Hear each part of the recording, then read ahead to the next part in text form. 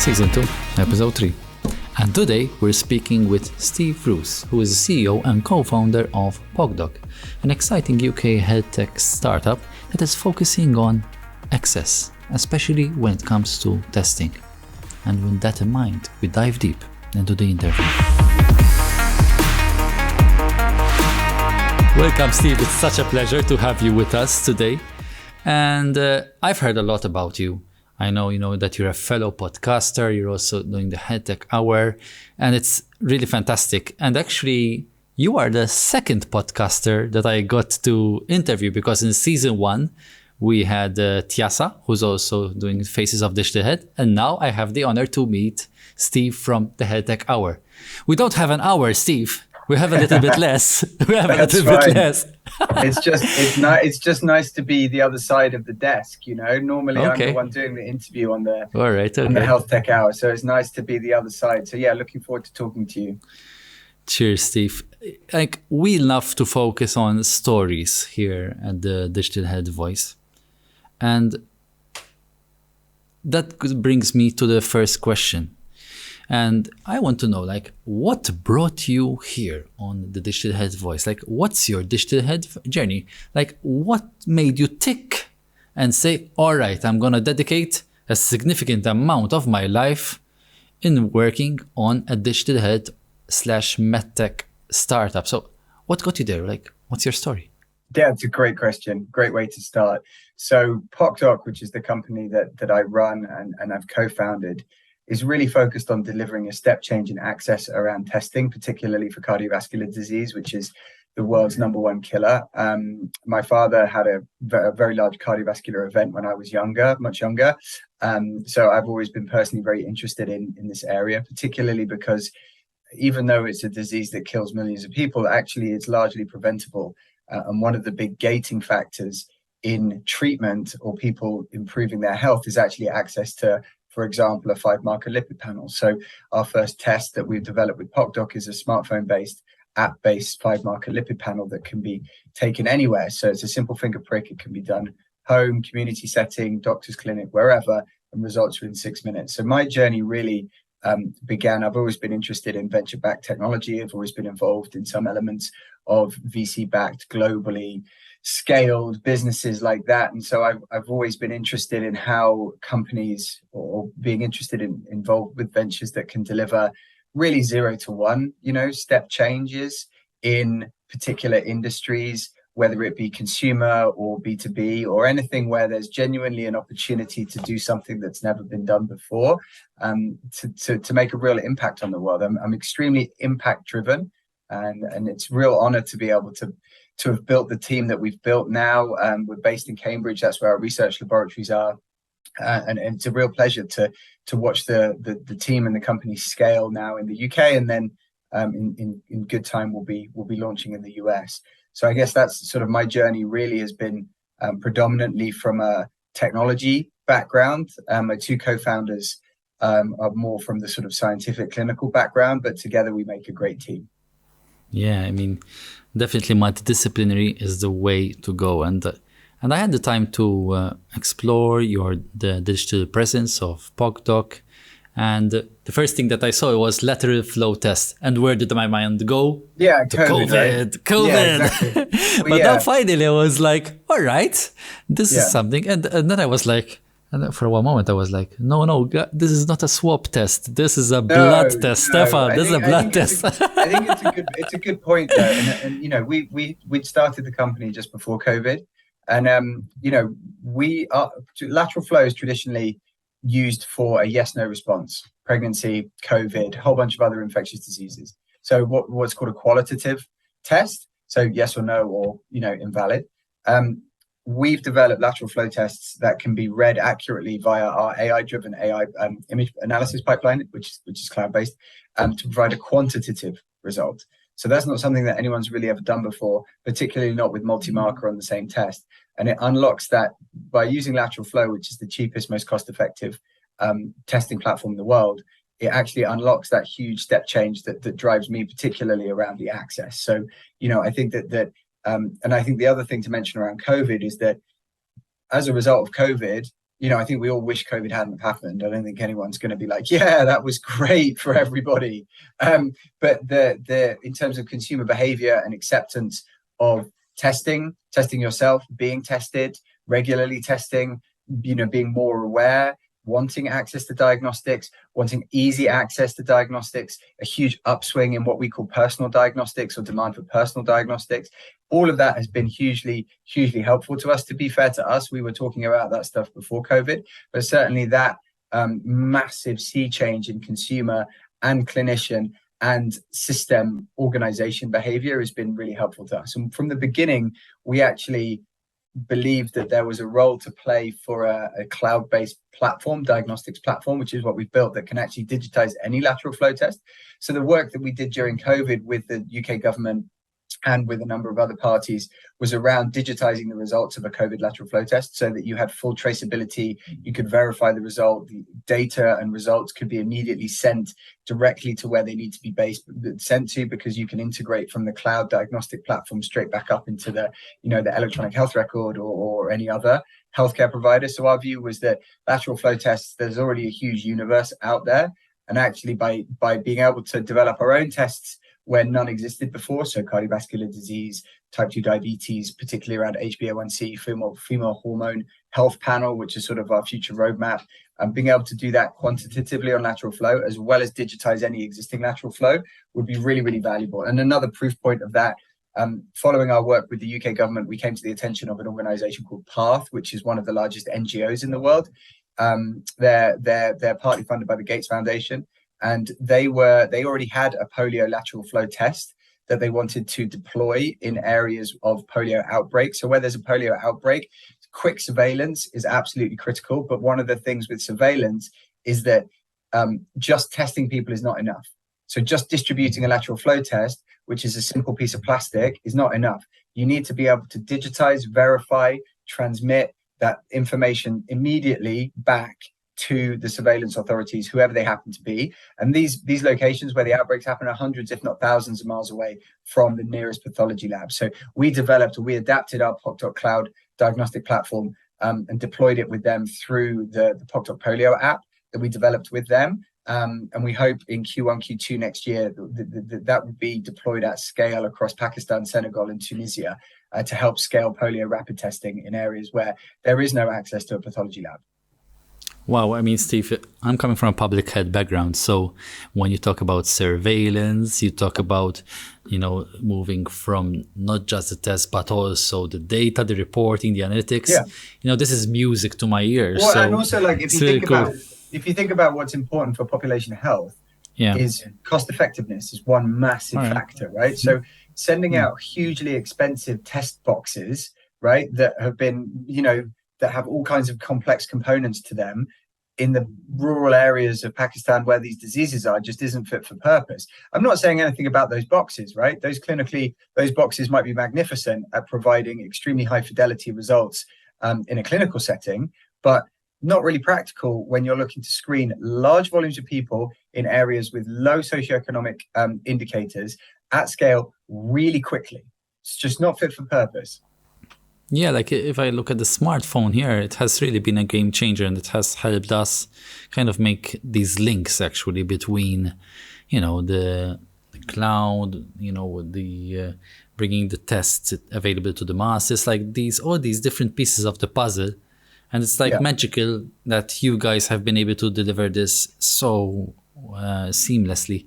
In fact, so for the tell me a bit more. Yeah, so we published some research recently that was picked up in the UK by Sky News and the Daily Mail, which was around people's attitude to cholesterol testing and attitudes to using their smartphone to do that type of testing. And the results were amazing. So 78% of people in the UK are worried about their cholesterol, but the same number, almost exactly 78%, have never had their cholesterol tested. These are over 50s. And the main reason is that they don't want to overburden the NHS and they can't get an appointment. Those are the top two reasons. But over 2/3, so nearly 70% of people would be more than happy to test themselves at home or be tested outside of a GP surgery. So that says that there's this huge problem. People are extremely concerned about overloading the existing health system. They can't get an appointment anyway, but they're really open to this new area of how do I access testing? And that's where we come in, which is what we're working with. We recently announced a partnership with Novartis and the _𝐂𝐨𝐦𝐬𝐿 and Westminster Hospital Group.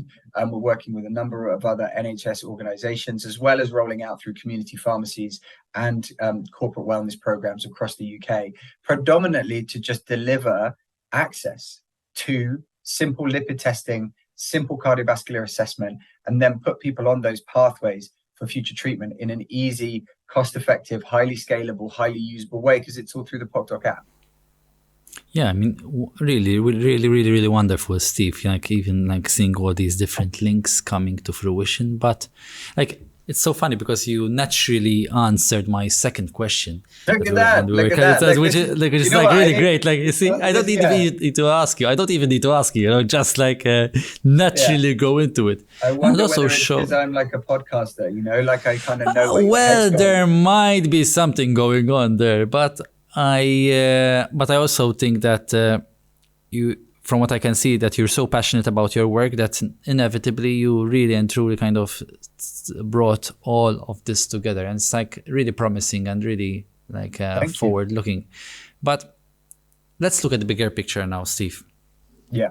And let's say we'll look at the future of digital health and MedTech. Yeah. Don't say now, but that's a pretty big topic.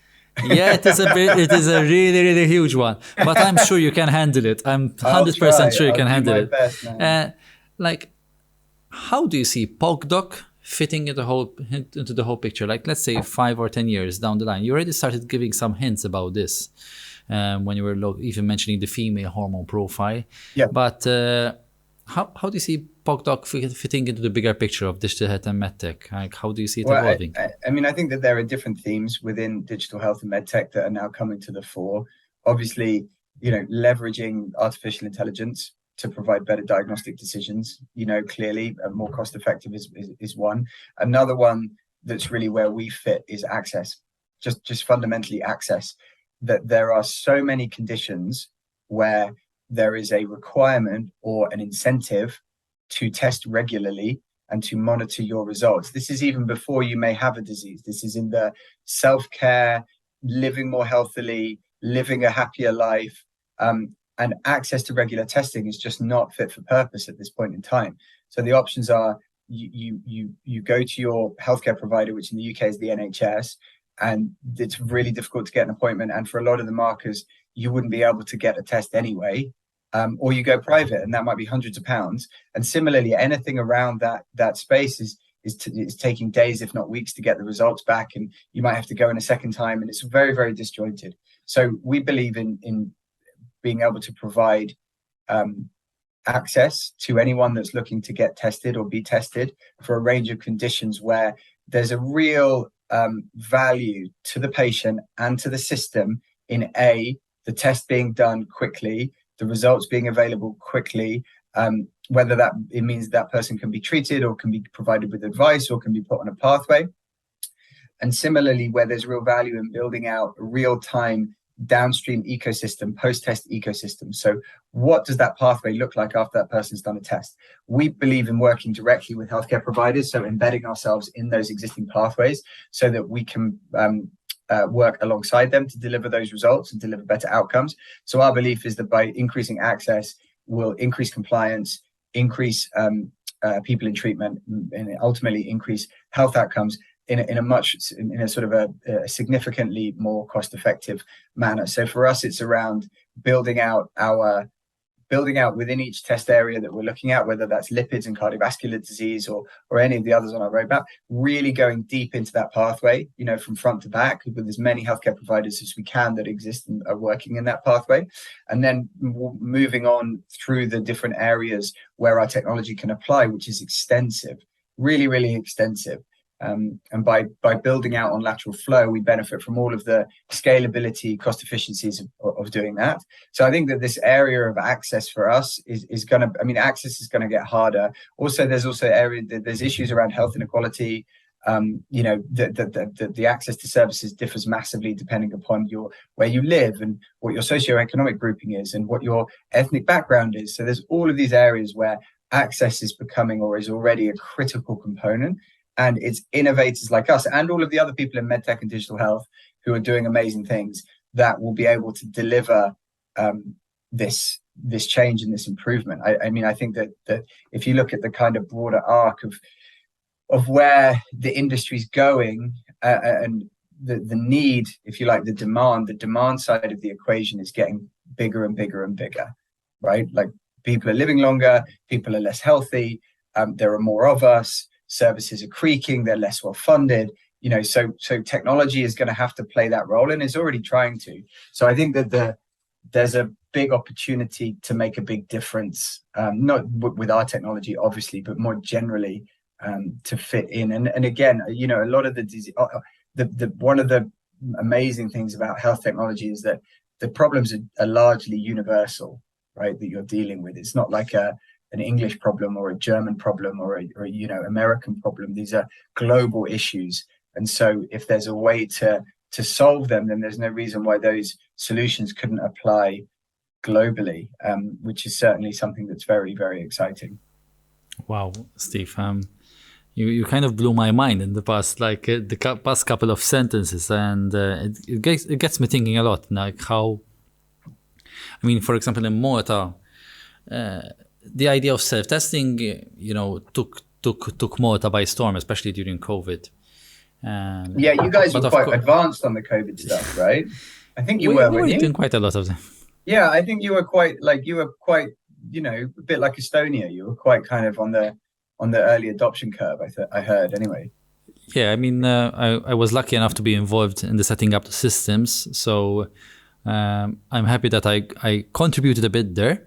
Yeah. But even more interestingly, Steve, is this idea of self-testing. Before, self-testing was seen as a really alien topic, and the fact that COVID came and kind of told us to rethink and told us to focus on the outcome. And you mentioned something even more interesting before, that you're very much focused on impact. And just today, actually today or 2 days ago, WHO just released a digital implementation guide. Okay. And in some special section of this guide, there are 5 main steps: input, process, output, outcome, and last but not least, impact. Yeah, of course. So without those 4 steps before, like the input, process, output, the data coming in, the training, communication, all these things coming together to bring about the impact. And I think that's what, like, PocDoc has a big role in the future. And I really hope that you succeed in this. I really hope that you succeed. In fact, when I'm thinking of lipid tests, I'm also thinking somehow, you know, of some nationwide screening programs, but the population health screening is a big opportunity. But like, then my public health hat comes on, and I need to make sure that it's cost effective, that that it fits the screening criteria. But I tell you what isn't cost effective right now is to try and get every person over 40 to go and have 6 monthly blood checks using the pathology lab system. That's not cost effective, right? That's not going to work. Compliance with that's been proven to be extremely low. I mean, the data on that is in. I mean, there are NHS groups in the UK where compliance with an annual health check, just annual, is less than 10%. Less than 10%. So, like, you know, so this idea that I feel like it's we've got to be careful to compare apples to apples here, which is the sense of, you know, some people say, oh, well, you know, how much is your kit going to cost? And, oh, well, you know, the labs in the NHS labs, and it's, you know, it's really cheap and so on and so forth. It's like, well, first of all, you can do the pounds and pence, and we would argue that we're going to be more cost effective once you put in all of the administrative costs, the postage, the shipping, the couriering, all of the organizing of the appointments, the cancellations, the new letters, all of that stuff, if you look at it fully loaded. But even if you don't, the point here is that people aren't going to be tested. Right? They can't get appointments. They're not going even if they do. So none of that stuff's happening. And if you look at the lipid pathway, or the you know, lipid lowering therapy pathway, which is the single most effective way of reducing cardiovascular events, or, you know, cardiac events in the healthcare system, is through lipid lowering therapies, as well as lifestyle change. Then you see that the single gating factor is a 5-marker lipid panel, right? So you can't go down that pathway with a 5-marker lipid panel. So what you should be comparing to is the cost and the implications of all of the 90%, for example, of people that are not being tested, that should be, that are eligible, versus the cost and the impact of what happens when you start to test them and you make it more accessible, not just at home, but, you know, we have networks of high street pharmacies using our product. We've got high street retailers, you know, we've got all of these locations in the community where it's a blended approach. So if some people want to do it at home, okay, cool. But they can, you know, even if, for example, some of our GP partners are looking to use this in their clinic, because it's 6 minutes for a result, which they can have right there and then, and they can take action right there and then with the patient because they're right there. They don't need to send the blood off to the lab. They don't need to get the person back in for another consult. And also, they don't need a higher banded person to do a venous blood draw because it's just a finger prick. So when you start to think about the massive upside in convenience and speed and access that what PocDoc's doing can deliver, you start to realize, well, actually, the comparison isn't necessarily against, well, you know, a lab test over here costs X and PocDoc costs Y. It's really that you're comparing 0 to 1 in the sense of people aren't being tested and you need to be able to reach those people and get those people tested. So that's sort of how we think about the health economics of it anyway. Interesting, Steve. When it comes to health economics, it's very interesting to see all these different perspectives coming in. But I have a little surprise for you, Steve. Oh yeah. So usually at the very end of our podcast, we just invite our guests to raise awareness. Like you have 1 minute to raise awareness on any topic of your choice. It doesn't have to be healthcare, but something that really keep close to your heart. And with that in mind, 1 minute is yours, Steve. Sure. Well, I'll take something that's very close to my heart, which is heart health, obviously, which is what PocDoc's all about. So anyone that's over 40, well, anyone in general, but anyone over 40 should take very good care of themselves, particularly around their heart health. And that starts with understanding what your biomarkers are around heart health, which means a 5-marker lipid panel. You should go get yourself checked, whether it's using PocDoc or whether it's somewhere. You should be looking to get that checked once a year at least. And if you have elevated levels, more frequently than that. There's 2 things that you can do to improve it. One is lifestyle change, and the other is looking at lipid lowering therapies. But you have to do that obviously under consultation with your clinician. But cardiovascular disease is largely preventable, largely manageable. So there's no need for anyone to have to go through the catastrophe of losing somebody, or, you know, even somebody, you know, like my father ending up sort of bedridden for you know, a year or 2 as a result of the stroke that he had when he was 43. So that would be the 1 minute that I would do. If I had more minutes, there would be different topics, but I think let's keep it focused on what PocDoc's mission is. So that was lovely because it was the first time that heart health was mentioned. So that's good. So that your 1 minute was truly unique. And with that, it was truly unique. Definitely. I love it, really. Yeah, I like really it. great. I like being unique. Yeah, and Steve, first of all, I'm really looking forward to having you in Malta. I can't wait. I absolutely can't wait. I'm really looking forward to it. A little bird told me that he'll be coming over. And with that in mind, I would like to thank you first and foremost. As we come to the end of our podcast, we like to do them now a bit short and sweet. And I would like to thank to all our audience. You can follow us on our social media channels through MedTech World. But if you look up on your favorite podcast player, the Digital Health Voice, you'll find us out. And we hope that we'll have Steve's episode very soon out for you, available. And we really can't wait to have you over in Malta. And with that in mind, with that in mind, we'll see you at the next interview. Good. Cheers, everyone. Thanks a lot. Lovely to be on.